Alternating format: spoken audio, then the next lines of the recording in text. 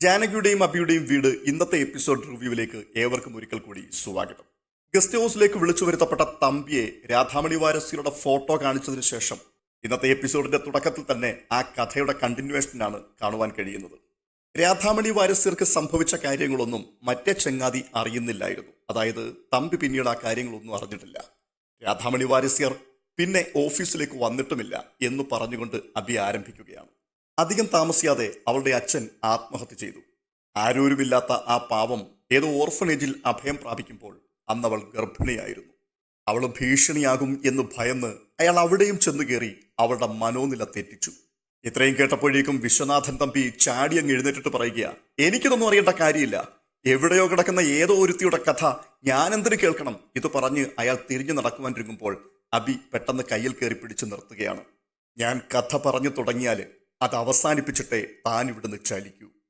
ആ പെണ്ണിന്റെ പേര് രാധാമണി വാരസ്യർ. ഇത്രയും കേട്ടപ്പോഴേക്കും വിശ്വനാഥൻ തമ്പി ഒന്ന് ഞെട്ടുകയാണ്. അവളെ പിച്ചി ചീന്തിയ ആ നരാധമൻ ആരാണ് എന്ന് ഞാൻ പറയണോ അതോ താൻ പറയുമോ? ആ ഫ്രോഡ് നീയാണ് വിശ്വനാഥൻ തമ്പി. ഇത്രയും കേൾക്കുകയും അനാവശ്യം പറയരുത് എന്ന് പറഞ്ഞുകൊണ്ട് തമ്പി അബിയുടെ കോളറിൽ കുത്തിപ്പിടിക്കുകയാണ്. എന്നിട്ട് പറയുകയാണ്, അനാവശ്യം പറയുന്നോടാ, നീ മുൻപും ഇതേ ഒരു പേരുമായിട്ട് എന്റെ മുൻപിൽ വന്നിട്ടുണ്ട്. എന്നിട്ട് കാര്യങ്ങളൊന്നും നടക്കാതെ വന്നപ്പോൾ കെട്ടുകഥയുമായിട്ട് വരുന്നോടാ. എടാ, നിനക്ക് ആള് തെറ്റി. അപ്പോൾ വീണ്ടും ഫോൺ എടുത്ത് അബി കാണിച്ചിട്ട് ചോദിക്കുകയാണ്, നിനക്കിവരെ അറിയില്ല അല്ലേ? പിന്നെന്തിനാ നീ നിന്ന് വിറയ്ക്കുന്നത്? തുടർന്ന് ആ ഫോട്ടോയിലേക്ക് നോക്കിയിട്ട് തമ്പി പറയുകയാണ്, എനിക്കിവരെ അറിയില്ല. ഇവരെ വെച്ച് എന്നെ ബ്ലാക്ക്മെയിൽ ചെയ്യാമെന്ന് നീ സ്വപ്നം കാണുകയും വേണ്ട, വേറെ ആളെ നോക്ക്. അപ്പോൾ അബി വീണ്ടും പറയുകയാണ്, എന്നാലേ ഇനിയൊരു സത്യം കൂടി കേട്ടോ. രാധാമണി വാരസ്യർ ഒരു കുഞ്ഞിന് ജന്മം നൽകി. തമ്പിക്ക് രാധാമണിയിൽ വളർന്ന ആ കുഞ്ഞ് എന്തിനും പോരുന്ന ഒരാണൊരുത്തനായി ഇപ്പോൾ വളർന്നു കഴിഞ്ഞു. രാധാമണി മോനിട്ട പേരെന്താണെന്നറിയാമോ? വിശ്വൻ. ഇത് കേൾക്കുമ്പോൾ തമ്പി വീണ്ടും ഒന്നുകൂടി അമ്പരക്കുകയാണ്. ഉടനെ സക്കീർ ബായ് പറയുകയാണ്, അച്ഛനെ തേടി അവനിവിടെ ലാൻഡ് ചെയ്തിട്ടുണ്ട്. പൂനെന്നാണ് അവന്റെ വരവ്. അവനോട് അവന്റെ അമ്മ പറഞ്ഞത് ഇവിടെ വന്നിട്ട് സൂര്യ സാറിനെ കാണാനാണ്. നീതി എവിടെ കിട്ടുമെന്ന് രാധാമണി വാരസ്യർക്ക് അറിയാം. അപ്പോൾ അബി പറയുകയാണ്, അവൻ ആദ്യം വന്നത് ഞങ്ങളുടെ അടുത്തേക്കാണ്. രാധാമണി വാരസ്യരുടെ ഈ ഫോട്ടോയും അവൻ തന്നതാണ്. അപ്പോൾ വീണ്ടും സക്കീർ ബായി, രാധാമണി വാരസ്യർ കോടതിയിൽ പോയാൽ തമ്പിക്ക് പിന്നെ ഒന്നും ചെയ്യാൻ പറ്റില്ല. ഒരു DNA ടെസ്റ്റിൽ തീരുന്നതേ ഉള്ളൂ തമ്പിയുടെ ഈ പ്രതിരോധമെല്ലാം. അതുകൊണ്ടേ കാത്തിരുന്നു, ഏതു നിമിഷവും അച്ഛനെ കാണാൻ മകൻ വരും. അവനൊരു പ്രത്യേക ടൈപ്പാ. ഞങ്ങളെപ്പോലും അവൻ വിശ്വാസത്തിലെടുത്തിട്ടില്ല. അപ്പോൾ അബി തമ്പിയോട് ചോദിക്കുകയാണ്, താൻ എൻ്റെ അച്ഛനെക്കുറിച്ച് പറഞ്ഞതൊക്കെ ഒന്ന് ഓർത്തു വെച്ചു. ഇങ്ങനെ ഒരു മുഖം ഒളിപ്പിച്ചു വെച്ചിട്ടാണല്ലേ താൻ മാന്യൻ കളിച്ചത്. ഞങ്ങളെ അടച്ചാക്ഷേപിച്ച തമ്പി നിനക്കുള്ള പണി വന്നു കഴിഞ്ഞു. ചിലപ്പോ ഈ സമയം അവൻ നിന്റെ വീട്ടിലിരിപ്പുണ്ടാവും. കഥയുടെ ഇനിയുള്ള ഭാഗം വിശ്വം പറഞ്ഞു തരും. തുടർന്ന് നമുക്ക് ഇറങ്ങാം സക്കീർ ബായി എന്ന് പറഞ്ഞ് അബി സക്കീർ ഹുസൈനെയും വിളിച്ചുകൊണ്ട് പുറത്തേക്ക് പോവുകയാണ്. തുടർന്ന് എന്തു ചെയ്യണമെന്നറിയാതെ വിയർത്ത് കുളിച്ച് ഭയപരവശനായി നിൽക്കുന്ന തമ്പിയുടെ മുഖമാണ് കാണുന്നത്. വിയർപ്പിൽ കുളിച്ചുകൊണ്ട് തമ്പി ഗസ്റ്റ് ഹൗസിലെ കസേരയിലേക്ക് തളർന്നിരുന്നു കൊണ്ട് പറയുകയാണ്, രാധാമണി വാരസ്യർ. തുടർന്ന് കാണുന്നത് രാധാമണിയെയും ജാനകിയെയുമാണ്. ജാനകി മരുന്ന് കൊടുക്കുവാൻ തുടങ്ങുമ്പോൾ രാധാമണി വായി തുറക്കുന്നില്ല.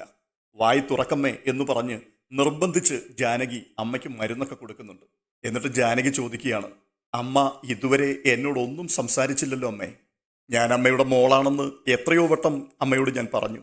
മേരിയമ്മയെ പോലും അമ്മ മനസ്സിലാക്കുന്നില്ല. ഞങ്ങൾ പറയുന്നത് മനസ്സിലാക്കുന്നത് കൊണ്ടല്ലേ അമ്മ ഓരോ കാര്യങ്ങളും അനുസരിച്ച് ചെയ്യുന്നത്. പക്ഷേ ഞാൻ പറയുന്നത് എന്താണ് അമ്മ മനസ്സിലാക്കാത്തത്? ഓർമ്മ വെച്ച കാലം മുതൽ കേൾക്കുന്നതാണ് അനാഥ എന്നുള്ള വിളി. എൻ്റെ ഭാഗ്യം കൊണ്ടോ നിർഭാഗ്യം കൊണ്ടോ അറിയില്ല, വലിയൊരു കുടുംബത്തിൽ ചെന്ന് കയറുവാൻ കഴിഞ്ഞു. അവിടെയും ദൈവം എനിക്ക് ചാർത്തി തന്ന അനാഥ എന്ന വിളിപ്പേരിന് മാത്രം മാറ്റം വന്നില്ല. അമ്മ അനുഭവിച്ചത്രയൊന്നും ഞാൻ അനുഭവിച്ചിട്ടില്ല. എന്നാലും അനാഥത്വം അതൊരു വലിയ വേദന തന്നെയാണ് അമ്മേ. ബന്ധു എന്ന് പറയുന്ന ഒരാളുടെ മുഖം കാണുവാൻ ഒരുപാട് ആഗ്രഹിച്ചു പോയിട്ടുണ്ട്. അബിയേട്ടൻ്റെ കൂടെ ജീവിച്ചു തുടങ്ങിയെങ്കിലും ശരിക്കും വേദന അനുഭവിച്ചു തുടങ്ങിയത് ഈ അടുത്ത കാലത്താണമ്മേ. വൃത്തികെട്ട ആ മനുഷ്യന്റെ മകള് വീട്ടിൽ മരുമകളായി എത്തിയ സമയം മുതൽ. അയാൾ ആരാണെന്ന് അമ്മയ്ക്ക് മനസ്സിലായില്ലേ? തമ്പി, വിശ്വനാഥൻ തമ്പി. ജാനകി കഥകളെല്ലാം പറയുന്ന സമയത്തും യാതൊരു ഭാവഭേദവുമില്ലാത്ത മുഖവുമായി രാധാമണി വാരസ്യർ അങ്ങനെ ഇരിക്കുകയാണ്. അവരുടെ മുഖത്തോ കണ്ണുകളിലോ എന്തെങ്കിലും ചെറു ചലനമെങ്കിലും സംഭവിക്കുന്നുണ്ടോ എന്ന് ജാനകി സൂക്ഷ്മമായി നിരീക്ഷിക്കുന്നുണ്ട്. പക്ഷേ ഒരു മാറ്റവും സംഭവിക്കുന്നില്ല. എങ്കിലും ജാനകി കഥ പറയുകയാണ്. അതുവരെ ആ കുടുംബത്തിന്റെ ബദ്ധശത്രുവായിരുന്നു അയാൾ. പക്ഷേ അബിയേട്ടന്റെ അനിയനു വേണ്ടി ആ വീട്ടിലേക്ക് പെണ്ണ് ചോദിച്ചു പോകുവാൻ ഏതോ ശപിക്കപ്പെട്ട നിമിഷത്തിൽ എനിക്ക് തോന്നി. അല്ല, ഒരിക്കലും അതൊരു ശപിക്കപ്പെട്ട നിമിഷമായിരുന്നുവെന്ന് എനിക്ക് പറയുവാൻ കഴിയില്ല. അയാളുടെ മകൾ അളകാപുരിയിലേക്ക് വന്നതുകൊണ്ടല്ലേ എനിക്ക് എൻ്റെ അമ്മയെക്കുറിച്ച് ഒരു സൂചന കിട്ടിയത്. ഞാൻ അനുഭവിച്ച വേദനകൾക്കൊക്കെ കാരണമായത് എൻ്റെ അമ്മയെ കണ്ടെത്താൻ കഴിയാത്തതായിരുന്നു. അപർണ എത്ര പരിഹസിച്ചാലും ഞാൻ കേട്ടു നിൽക്കുന്നത് അവള് അതിനൊരു നിമിത്തമായതുകൊണ്ടായിരുന്നു. പക്ഷേ അയാളെ ഞാൻ വെറുതെ വിടില്ലമ്മേ. എനിക്കതിന് കഴിയണമെങ്കിൽ എൻ്റെ അമ്മ എൻ്റെ കൂടെ ഉണ്ടാവണം. അമ്മയെ കൊണ്ടുചെന്ന് എല്ലാവരുടെയും മുൻപിൽ നിർത്തണം. എവിടെ നിന്നോ ഒരു സ്ത്രീയെ കൊണ്ടുവന്നിട്ട് ഞാൻ അനാഥയല്ല എന്ന് സ്ഥാപിക്കുവാനുള്ള ശ്രമമാണ് എൻ്റേത് എന്ന് പറയുവാൻ അവർ കാത്തിരിക്കുകയാണ്. അതങ്ങനെയല്ല എന്ന് എനിക്ക് തെളിയിക്കണം. ജാനകിയുടെ ഈ സംസാരങ്ങളെല്ലാം കേട്ടിട്ടും യാതൊരു ഭാവപ്രകടനവും കൂടാതെ മൗനമായിരിക്കുന്ന രാധാമണിയുടെ മുഖത്തേക്ക് നോക്കിക്കൊണ്ട് ജാനകി വീണ്ടും പറയുകയാണ്, എന്തെങ്കിലും ഒരു വാക്ക് എന്നോടൊന്ന് പറയമ്മേ. ഇത് കേട്ടുകൊണ്ട് പെട്ടെന്ന് രാധാമണി ഇരിക്കുന്ന ഇരിപ്പിടത്തിൽ നിന്നും ആ കട്ടിലേക്ക് കിടക്കുകയാണ്. ഇത് കണ്ടുകൊണ്ട് നിറകണ്ണുകളോടുകൂടി ജാനകി ഇരിക്കുന്നു. തുടർന്ന് കാണിക്കുന്നത് വിശ്വനാഥൻ തമ്പിയുടെ വീടാണ്. സ്വസ്ഥത നഷ്ടപ്പെട്ടു പോയ തമ്പി വീട്ടിൽ വന്നിരുന്ന് പിന്നെയും മദ്യപിക്കുന്ന കാഴ്ചയാണ് കാണുന്നത്. ആ പെണ്ണിന്റെ പേര് രാധാമണി വാരസ്യർ. അവരെ പിച്ചു ചിന്തിയ ആ നരാധമന്റെ പേര് ഞാൻ പറയണോ അതോ താൻ പറയുമോ? അബി പറഞ്ഞ വാക്കുകൾ വിശ്വനാഥൻ തമ്പിയുടെ ഹൃദയത്തിൽ വീണ്ടും വീണ്ടും മാറ്റൊലിക്കൊള്ളുകയാണ്. പിന്നെയും പിന്നെയും ഗ്ലാസ്സിലേക്ക് മദ്യം ഒഴിച്ചുകൊണ്ട് തമ്പി വീണ്ടും വീണ്ടും കുടിക്കുകയാണ്. ഈ സമയത്ത് തമ്പിയുടെ ഭാര്യ വന്നിട്ട് ചോദിക്കുകയാണ്, നിങ്ങൾ എന്തൊക്കെയാണ് മനുഷ്യയായി കാണിക്കുന്നത്? ക്ലബിൽ പോയി കുടിച്ചിട്ടത് പോരാഞ്ഞിട്ട് വീണ്ടും വീട്ടിലേക്ക് വന്നിട്ട് വലിച്ചു കയറ്റുകയാണോ? നിന്നെ ആരാടി ഇപ്പൊ ഇങ്ങോട്ട് വിളിച്ചത്? എനിക്കിത് കാണാൻ പറ്റാത്തത് കൊണ്ടാണ് ഞാൻ ഇങ്ങോട്ട് വന്നത്. ഇത് കേട്ടുകൊണ്ട് തമ്പി വീണ്ടും അലറുകയാണ്. എന്റെ കൺമുമ്പിൽ നിന്ന് പൊടി നാശം പിടിച്ചവളെ, നീ എന്ത് കണ്ടോണ്ട് നിൽക്കിയാടി? എടി നിന്നോട് പോകാനല്ലേ പറഞ്ഞത്? അപ്പോൾ തന്റെ ഭാര്യ ചോദിക്കുകയാണ്, നിങ്ങളെ വരുന്ന വഴിക്ക് ആരെങ്കിലും തല്ലിയോ? ഇന്നും നിങ്ങൾ ഇരുട്ടടി വാങ്ങിക്കൂട്ടിയോ? ഇനിയിപ്പോൾ ചീത്ത പറയാൻ ആ മനുഷ്യനുമില്ല. പെട്ടെന്ന് തമ്പി മദ്യക്കുപ്പിയും എടുത്തുകൊണ്ട് ഭാര്യയുടെ നേരെ എഴുന്നേൽക്കുകയാണ്. നിന്നെ കൊന്നുകളയും ഞാൻ, പോടി എൻ്റെ മുൻപിൽ നിന്ന്. മനുഷ്യ, നിങ്ങളുടെ ശരീരത്തിൽ എന്തെങ്കിലും ബാധ കൂടിയിട്ടുണ്ടോ? ഇത് കേട്ടുകൊണ്ട് തമ്പി വീണ്ടും അലറുകയാണ്. എടി കുറ്റി അടിച്ചതുപോലെ നിൽക്കാതെ എൻ്റെ മുമ്പിൽ നിന്ന് പോടി നീ. ഇത് കേട്ടുകൊണ്ട് തൻ്റെ ഭാര്യ പിന്തിരിഞ്ഞ് നടക്കുന്ന സമയത്ത് പെട്ടെന്ന് തമ്പിയുടെ ഫോൺ ബെല്ലടിക്കുകയാണ്. ഫോൺ അറ്റൻഡ് ചെയ്തുകൊണ്ട് ഹലോ ആരാണ് എന്ന് പറഞ്ഞ് താൻ പിറകിലേക്ക് മലർക്കുമ്പോൾ സക്കീർ ഹുസൈനാണ് സംസാരിക്കുന്നത്. പക്ഷേ സക്കീർ ഹുസൈൻ തൻ്റെ ശബ്ദം മാറ്റിയിട്ട് രാധാമണി വാരസ്യരുടെ മകൻ എന്ന രീതിയിലാണ് സംസാരിച്ചു തുടങ്ങുന്നത്. വിശ്വനാഥൻ തമ്പിയല്ലേ? ആ, താൻ ആരാണെന്ന് വെച്ചാൽ പറഞ്ഞങ്ങ് തൊലയ്ക്ക്. അമ്മ പറഞ്ഞതുപോലെ ആളിത്തിരി ചൂടനാണ്. നീ ആരാടാ? ഞാൻ അച്ഛൻ്റെ മോനാണ്, വിശ്വം. ഇത് കേൾക്കുമ്പോൾ തമ്പി വീണ്ടും ഒന്ന് നടുങ്ങുന്നു.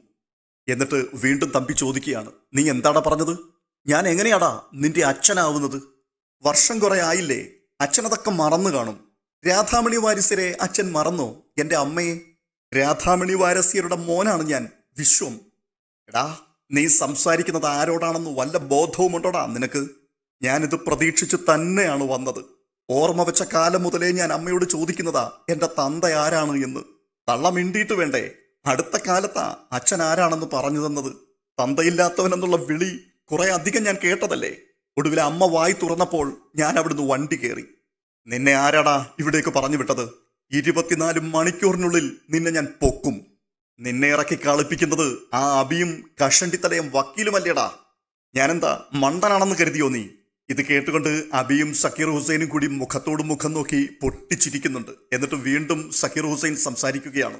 അച്ഛൻ്റെ കൺട്രോൾ പോയെന്ന് എനിക്ക് മനസ്സിലായി. ഒരു തരിയൊന്ന് ഒതുങ്ങ്. ഞാൻ അവരെയും കണ്ടു. ഇങ്ങോട്ട് വരാൻ തീരുമാനിച്ചപ്പോൾ അമ്മ പറഞ്ഞത് നീ അച്ഛൻ്റെ മുമ്പിൽ പോയി ചാടല്ലേ മോനെ എന്നാണ്. അമ്മയ്ക്ക് അറിയില്ലേ നിങ്ങളെ? എന്നോട് അമ്മ പറഞ്ഞത് പോയി സൂര്യനാരായണൻ സാറിനെ കാണാനാണ്. ഇത്രയും കേട്ടപ്പോഴേക്കും വിശ്വനാഥൻ തമ്പി ഒരമ്പരപ്പോടെ ഞെട്ടിത്തരിക്കുകയാണ്. തുടർന്ന് വീണ്ടും വിശ്വൻ എന്ന രീതിയിൽ സക്കീർ ഹുസൈൻ സംസാരിക്കുകയാണ്. ഇവിടെ വന്നപ്പോഴാണ് സൂര്യനാരായണൻ സാറ് മരിച്ച വിവരം ഞാൻ അറിയുന്നത്. പിന്നെ ഞാൻ സൂര്യനാരായണൻ സാറിന്റെ വക്കീലിനെ പോയി കണ്ടു. അവരൊക്കെ അച്ഛനിട്ട് പണിയാൻ നിൽക്കുകയാണ് അല്ലേ? പക്ഷെ ഞാൻ പിടികൊടുത്തില്ല. ഒരവിഹിത സന്തതി വന്നാൽ നിങ്ങളെപ്പോലുള്ള ഒരാൾ പിടികൊടുക്കില്ല എന്ന് എനിക്ക് നന്നായിട്ടറിയാം. എനിക്ക് എന്റെ തടി നോക്കണ്ടേ അച്ഛാ, പിന്നെ അച്ഛന്റെ മാനവും നോക്കണം. ഇത് കേട്ടിട്ട് തമ്പി ചോദിക്കുകയാണ്, എന്താടാ നിന്റെ ഉദ്ദേശം? അത് നീ തുറന്നു പറ. തന്തയില്ലാതെ വളർന്നു വന്നവന് തന്തയെ വേണം, അത് തന്നെ. അച്ഛൻ എന്നെ മോനായി അംഗീകരിക്കണം. ഞാൻ അച്ഛൻ്റെ മോനാണെന്ന് അച്ഛൻ ഇനിയെങ്കിലും സമ്മതിക്കണം. പിന്നെ എൻ്റെ അമ്മ അവകാശം പറഞ്ഞൊന്നും വരുത്തില്ല. അവര് ചുമച്ചും തുപ്പിയുമൊക്കെ കുഴിയിലോട്ടെടുക്കാറായി. അതുകൊണ്ട് അങ്ങനെ ഒരു പേടി അച്ഛന് വേണ്ട. അച്ഛാ, അച്ഛൻ പറയച്ചാ, എപ്പോഴാണ് ഞാൻ അച്ഛനെ കാണാൻ വരേണ്ടത്? ഇത്രയുമൊക്കെ കേട്ട് കഴിഞ്ഞപ്പോഴേക്കും തമ്പി ഭയപരവശനായി ഫോൺ കട്ട് ചെയ്യുകയാണ്. ഉടനെ സക്കീർ ഭായ് ചിരിച്ചുകൊണ്ട് പറയുന്നുണ്ട്, തമ്പി ഫോൺ കട്ട് ചെയ്തിട്ട് പോയി. ഉടനെ അബി ചോദിക്കുകയാണ്, അല്ല ഇപ്പൊ സക്കീർ ഭായ് വിളിച്ച നമ്പറിനെ ചൊല്ലി അന്വേഷണം വരാൻ സാധ്യതയില്ലേ? ഹ, ഞാനൊരു വക്കീലാണെന്നുള്ള കാര്യം അഭിമോൻ മറന്നോ? ഞാൻ വിളിച്ച സിമ്മ് ശരിക്കും ഒരു വിശ്വന്റെ തന്നെയാ. ലോകം ചുറ്റുന്ന എന്നോടാണ് കളി. അപ്പോൾ അബി പറയുകയാണ്, സക്കീർ ഭായിക്ക് ഇങ്ങനൊരു സിദ്ധി ഉണ്ടെന്ന് ഞാൻ അറിഞ്ഞില്ല. കോളേജിൽ പഠിക്കുന്ന കാലത്ത് കുറച്ച് മിമിക്രി പരിപാടിയൊക്കെ ഉണ്ടായിരുന്നു. അതിന്റെ ഒരു ധൈര്യത്തിലല്ലേ അഭിമോൻ പറഞ്ഞ സമയത്ത് ഞാൻ കയറിയതങ്ങ് ഏറ്റത്. തമ്പിക്ക് ഏറ്റ് കാണുമല്ലേ? അപ്പോൾ അബി, പിന്നെ ഏൽക്കാതെ. ഇനി അയാൾ എന്റെ മുൻപിൽ വരുന്നത് എനിക്കൊന്ന് കാണണം. തുടർന്ന് കാണുന്നത് അപർണയാണ്. അപർണ അമ്മയുടെ കോൾ അറ്റൻഡ് ചെയ്തിട്ട് ചോദിക്കുകയാണ്, എന്തമ്മേ ഈ നേരത്ത് വിളിച്ചത്? അച്ഛൻ വന്നില്ലേ? അച്ഛൻ വന്നു. എന്തോ കണ്ട് പേടിച്ച രീതിയിലാണ് വന്നു കയറിയിരിക്കുന്നത്. ഈ അച്ഛൻ അധികം വൈകാതെ വീട്ടിൽ വന്ന് കയറിക്കൂടെ? അല്ല, ഇപ്പൊ എന്താ സംഭവിച്ചത്? വല്ല പ്രശ്നത്തിലും ചെന്ന് പെട്ടോ? എന്താ സംഭവിച്ചതെന്ന് എന്നോട് പറയില്ലല്ലോ. ഒരു കാര്യം ഉറപ്പാ, കാര്യമായിട്ട് എന്തോ സംഭവിച്ചിട്ടുണ്ട്. അപ്പോൾ അപർണ ചോദിക്കുകയാണ്, മുമ്പത്തെ പോലെ അച്ഛൻ ഇരുട്ടടി കിട്ടി കാണുമോ? അപർണയുടെ ഈ സംസാരം കേട്ടുകൊണ്ട് അബി അപ്പോൾ മുകളിലേക്ക് കയറി വരികയാണ്. എന്നിട്ട് അബി മനസ്സിൽ പറയുകയാണ്, നല്ല ബെസ്റ്റ് മോള്. തുടർന്ന് അപർണയുടെ അമ്മ അപർണയുടെ ചോദ്യത്തിനുള്ള മറുപടി പറയുകയാണ്, ആദ്യം ഞാനും അങ്ങനെയാണ് വിചാരിച്ചത്. അത് ഞാൻ ചോദിച്ചപ്പോഴേക്കും ചീറ്റപ്പുലിയെ പോലെ എന്നെ കൊന്നുകളയുമെന്നുള്ള രീതിയിൽ എൻ്റെ നേരെ വരികയാ. മൂക്കറ്റം കുടിച്ചിട്ടുണ്ട്, പക്ഷേ അടി കിട്ടിയ ലക്ഷണമൊന്നുമില്ല. ഷേ, അച്ഛനിപ്പോൾ എവിടെയുണ്ടമ്മേ? റൂമിലാണോ? അല്ല, ഹാളിലുണ്ട്. അമ്മ അങ്ങോട്ട് ചെന്ന് ഒന്ന് അനുനയത്തിൽ സംസാരിക്ക്. ഞാൻ അങ്ങോട്ട് ചെന്നാൽ ആ കള്ളുകുപ്പിയെടുത്ത് എൻ്റെ തലയെറിഞ്ഞു പൊട്ടിക്കും. ഒരു തവണ എറിയാൻ വന്നതാ. സത്യം പറയാമല്ലോ മോളെ, നിന്റെ അച്ഛൻ്റെ ഈ പരാക്രമങ്ങളൊക്കെ കാണുമ്പോൾ ഏതോ ബാധ ദേഹത്ത് കൂടിയതുപോലെയാണ് എനിക്ക് തോന്നുന്നത്. അച്ഛൻ്റെ ദേഹത്ത് ഏത് ബാധ കയറാനാ? ദേ, കാര്യമറിയാതെ അമ്മ ഓരോന്ന് സംസാരിക്കരുത്. ഇത് കേട്ടുകൊണ്ട് താഴെ നിന്നുകൊണ്ട് അബി ഇങ്ങനെ തലകുലുക്കുന്നുണ്ട്. മോളെ, ഞാൻ സത്യമാണ് പറയുന്നത്. അപ്പോൾ അപർണ വീണ്ടും പറയുക, അമ്മ ഒന്ന് ചെന്ന് നോക്കിയിട്ട് വാ. ഇത് കേട്ടുകൊണ്ട് ഫോൺ കട്ട് ചെയ്യാതെ തന്നെ അപർണയുടെ അമ്മ വിശ്വനാഥൻ തമ്പിയുടെ അരികിലേക്ക് വീണ്ടും പോവുകയാണ്. അപ്പോൾ കാണുന്ന കാഴ്ച, എടാ എടാ സൂര്യ, ചത്തു തൊലഞ്ഞിട്ടും നീ എന്നെ മനസ്സമാധാനത്തോടെ ജീവിക്കാൻ സമ്മതിക്കില്ല അല്ലേടാ എന്ന് ചോദിച്ചുകൊണ്ട് നിലവിളിക്കുന്ന തമ്പിയാണ് കാണുന്നത്. തമ്പിയുടെ ഈ സംസാരം അപർണ ഫോണിൽ കൂടി കേൾക്കുന്നുണ്ട്. ജീവിതകാലം മുഴുവനും എന്നെ ദ്രോഹിച്ചിട്ടും നിനക്ക് മതിയായില്ലേടാ എന്ന് വീണ്ടും തമ്പി നിലവിളിക്കുകയാണ്. ഇത്രയും കേൾപ്പിച്ചതിനു ശേഷം പിറകിലേക്ക് തിരിഞ്ഞ് അപർണയോട് അമ്മ പറയുകയാണ്, ഒരു സംശയവുമില്ല മോളെ, നിന്റെ അച്ഛൻ്റെ ദേഹത്ത് കൂടിയിരിക്കുന്നത് സൂര്യയുടെ പ്രേതമാണ്. ഇത് കേട്ടിട്ട് അപർണ പറയുകയാണ്, അച്ഛൻ്റെ ദേഹത്ത് സൂര്യയുടെ പ്രേതം കൂടിയെന്ന് അമ്മ എല്ലാവരെയും വിളിച്ചറിയിക്ക്. ഇത്രയും കാലം തളർന്നു കിടന്ന മനുഷ്യൻ വന്ന് തല്ലിയെന്നായിരുന്നു അച്ഛൻ്റെ ഭാഗം. ഇനിയിപ്പോ അമ്മയും ഒട്ടും കുറയ്ക്കണ്ട. എന്തായാലും ഞാൻ നാളെ കാലത്ത് അങ്ങോട്ട് വരാം. കുടിച്ച് ബോധം പോകുമ്പോൾ അച്ഛൻ സെറ്റിയിൽ കിടന്നങ്ങ് ഉറങ്ങിക്കോളും. ഇത് പറഞ്ഞ് അപർണ ഫോൺ കട്ട് ചെയ്യുകയാണ്. പെട്ടെന്ന് അബി ചാടി കയറി ചിരിച്ചുകൊണ്ട് മുകളിലേക്ക് എത്തുന്നുണ്ട്. എന്നിട്ട് അപർണയോട് പറയുകയാണ്, മോളിൽ നിന്നുള്ള സംസാരം മറഞ്ഞു നിന്ന് കേട്ടതൊന്നും നീ തെറ്റിദ്ധരിക്കണ്ട. ഞാൻ മുകളിലേക്ക് കയറി വന്നപ്പോൾ നീ പറഞ്ഞൊരു വാചകം ഞാൻ കേട്ടു. എൻ്റെ അച്ഛൻ്റെ പ്രേതം നിന്റെ അച്ഛൻ്റെ ദേഹത്ത് കൂടിയെന്ന്. തമ്പിയുടെ ദേഹത്തൊന്നും എൻ്റെ അച്ഛൻ്റെ പ്രേതം കയറില്ല. പ്രേതങ്ങൾക്കും കാണില്ലേ കുറച്ച് അന്തസ്സൊക്കെ. ഇത് കേട്ടുകൊണ്ട് കലിയോടെ അബിയുടെ മുഖത്തേക്ക് അപർണ നോക്കുമ്പോൾ അബി പറയുകയാണ്, നിന്റെ അച്ഛൻ്റെ ദേഹത്ത് അങ്ങനെ ഒരു പ്രേതം കൂടിയിട്ടുണ്ടെങ്കിൽ അത് വിശ്വൻ എന്ന പ്രേതമായിരിക്കും. തമ്പിക്ക് ചേരുന്ന ടീമാ. അപ്പോൾ അപർണ, മനസ്സിലായില്ല? ഇനി വിശദീകരിച്ച് തരേണ്ടത് ഞാനല്ല, നിന്റെ അച്ഛനാ. നീ ചെന്നിട്ട് നിന്റെ അച്ഛനോട് ചോദിക്ക്, ആരാണ് ഈ വിശ്വനെന്ന്. ഇത് പറഞ്ഞിട്ട് ചിരിച്ചുകൊണ്ട് അബി അവിടെ നടന്നു പോവുകയാണ്.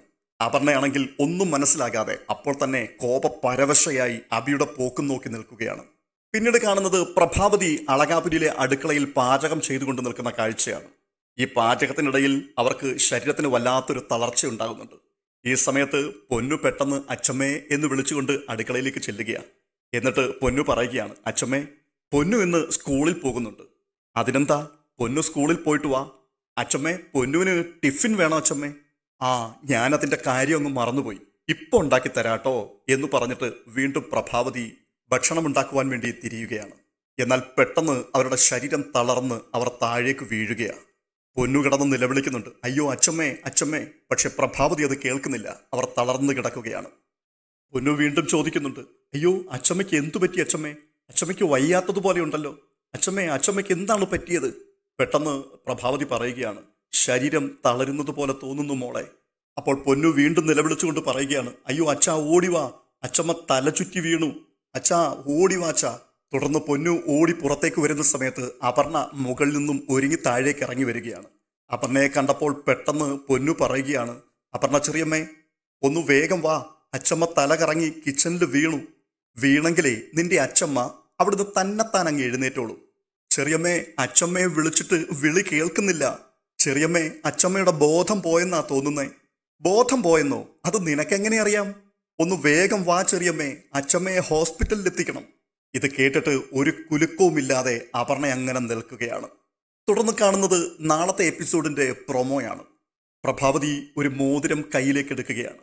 ഈ സമയത്ത് അഭി പറയുകയാണ്, അമ്മയെ വിഷമിപ്പിക്കുവാൻ വേണ്ടി പറയുന്നതല്ല. അച്ഛൻ വീണുപോയപ്പോൾ അമ്മ പറഞ്ഞിരുന്നത് അത് അച്ഛൻ്റെ അഭിനയമാണെന്നായിരുന്നു. എന്നാൽ അത് വെറും അഭിനയം മാത്രമായിരുന്നില്ല എന്ന് പിന്നീടാണ് നമുക്ക് മനസ്സിലായത്. അമ്മ വീണ് കിടക്കുന്നത് കണ്ടപ്പോൾ ഞാൻ ഭയന്നു പോയത് അതുകൊണ്ടാണ്. തുടർന്ന് അഭി കഞ്ഞി കോരി പ്രഭാവതിയുടെ വായിലേക്ക് വെച്ചു കൊടുക്കുന്ന കാഴ്ചയും കാണുന്നുണ്ട്. ഇതിനിടയിൽ തന്നെ രാധാമണി വാരിസരുടെ കാതിലേക്ക് കമ്മലും കഴുത്തിലേക്ക് മാലയും ഒക്കെ ജാനകി അണിയിച്ചു കൊടുക്കുകയും തൻ്റെ മാർവിലേക്ക് അമ്മയെ ചേർത്തണയ്ക്കുകയും ചെയ്യുന്ന കാഴ്ചയും കാണുന്നുണ്ട്. ഈ വീഡിയോ നിങ്ങൾക്ക് ഇഷ്ടപ്പെട്ടിട്ടുണ്ടെങ്കിൽ ലൈക്ക് ചെയ്യുവാൻ മറക്കരുത്. ഒപ്പം അടുത്ത വീഡിയോയ്ക്ക് വേണ്ടി വീണ്ടും കാത്തിരിക്കാം. അതുവരേക്കും ബൈ ബൈ.